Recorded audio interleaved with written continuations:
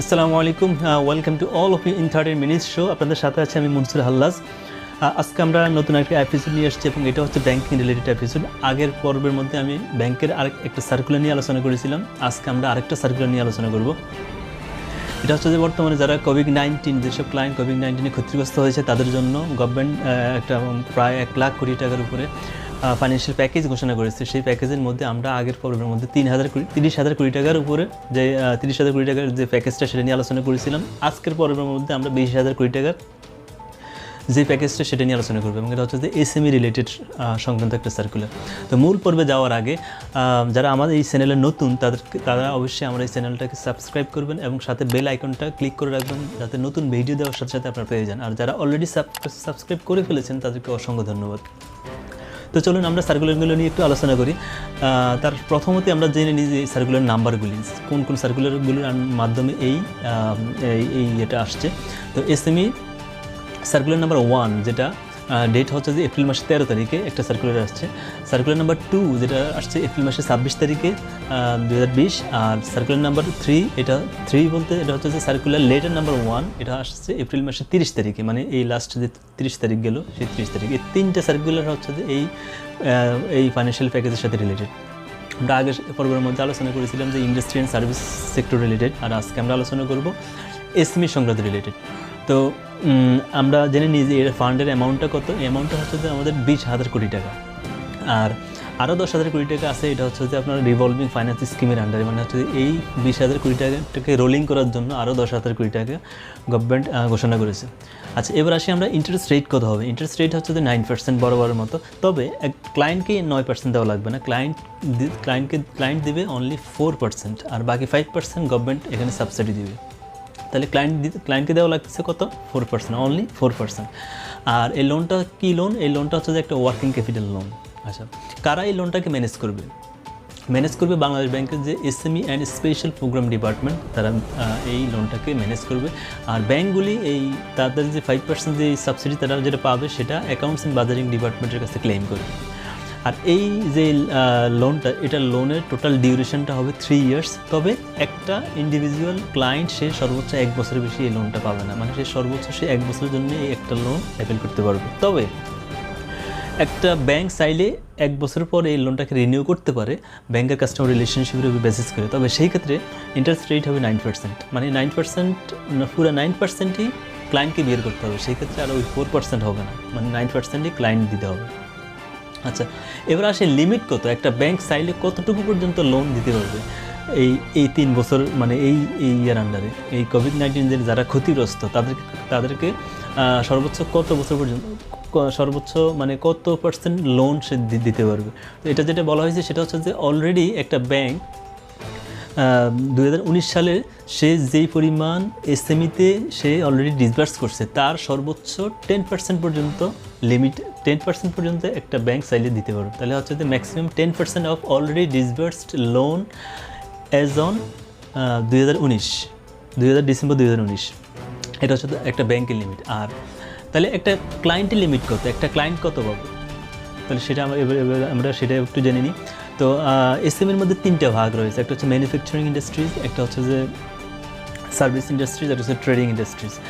Manufacturing এবং service industries এই দুইটার ক্ষেত্রে যেটা বলা আছে সেটা হচ্ছে যে যদি কোনো এক্সিস্টিং ক্লায়েন্ট হয় তাহলে সে এক্সিস্টিং ক্লায়েন্ট সে বর্তমানে যে তার ওয়ার্কিং ক্যাপিটাল যেই আউটস্ট্যান্ডিং আছে সেই আউটস্ট্যান্ডিংয়ে 30%, অথবা তার যে অপারেটিং এক্সপেন্স হয় সেটা তার ব্যালেন্স শিটে, মানে 3 years operating average of 3 years, মানে 50% of 3 years average operating expense shown in the balance sheet whichever is lower.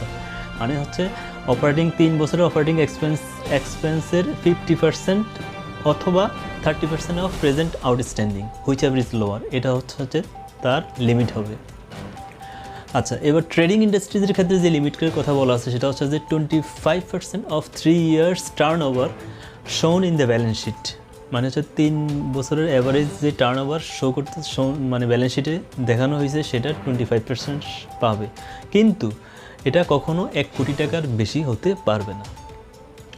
আচ্ছা, এবার আসি আমরা এটা রিকভারি মানে ক্লায়েন্ট কীভাবে টাকাটা শোধ করবে আর কি সেটা।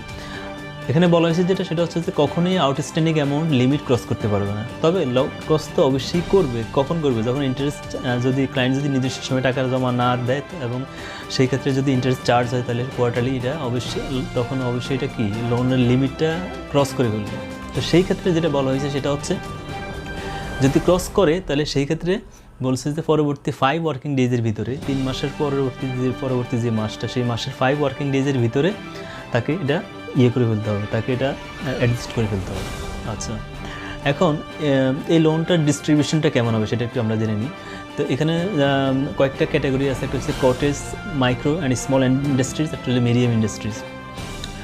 মাইক্রো, কটেজ এবং স্মল ইন্ডাস্ট্রিজের ক্ষেত্রে বলা হয়েছে যে একটা ব্যাংক তার যে ইয়ারলি টার্গেট সেই ইয়ারলি টার্গেটের 70% পর্যন্ত সে এখানে ইনভেস্ট করতে পারবে, আর বাকি 30% সে মিডিয়াম এন্টারপ্রাইজে মিডিয়াম যে ইন্ডাস্ট্রিগুলি আছে সেগুলোতে সে ইনভেস্ট করবে। আর আরেকটা জিনিস বলা আছে সেটা হচ্ছে যে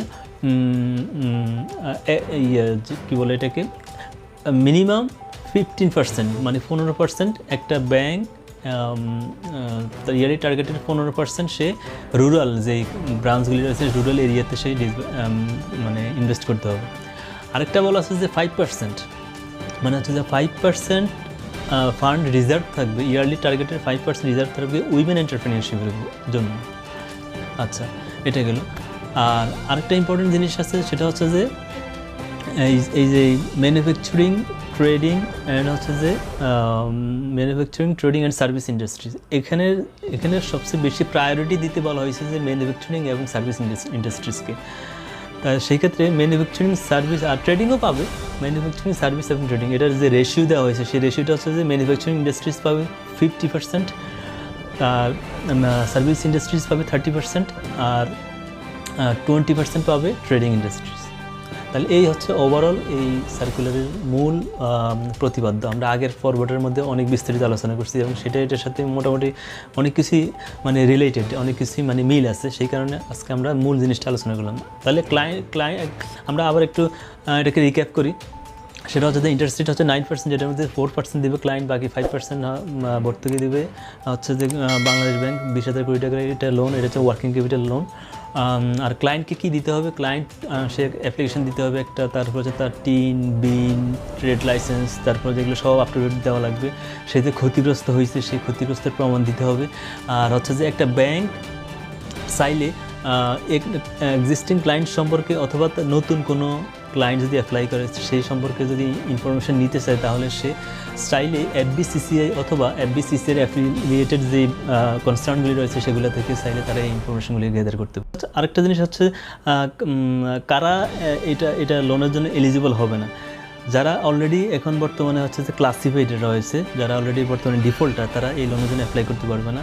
আর হচ্ছে যারা অলরেডি তাদের লোনকে 3বার রিশিডিউল করে ফেলেছেন, মানে হচ্ছে যে 3বার পুনর্তফসিল করে ফেলেছেন, তারা এই লোনের জন্য এলিজিবল নয়, মানে তারা এই লোনের জন্য অ্যাপ্লাই করতে পারবে। তো আজকে এই পর্যন্ত এই হচ্ছে যে total summary of the SME circular for the ক্ষতিগ্রস্ত যারা মানে অলরেডি যারা এফেক্টেড কোভিড-19 যারা এফেক্টেড তাদের জন্য। তো আশা করতেছি আপনারা এই আজকের এপিসোড দ্বারা অনেক কিছু আপনারা শিখতে পারছেন। আমরা নেক্সট আরেকটা এপিসোডে আমরা অন্য আরেকটা টপিক নিয়ে আলোচনা করবো। সেই পর্যন্ত আপনারা অবশ্যই ভালো থাকবেন, আর আমার চ্যানেলটা অবশ্যই সাবস্ক্রাইব করবেন, লাইক করবেন, শেয়ার করবেন যাতে সবাই দেখতে পারে। সেই পর্যন্ত আপনারা সবাই ভালো থাকেন, সুস্থ থাকেন। আজকের মতো এখানে শেষ করতেছি। আসসালামু আলাইকুম।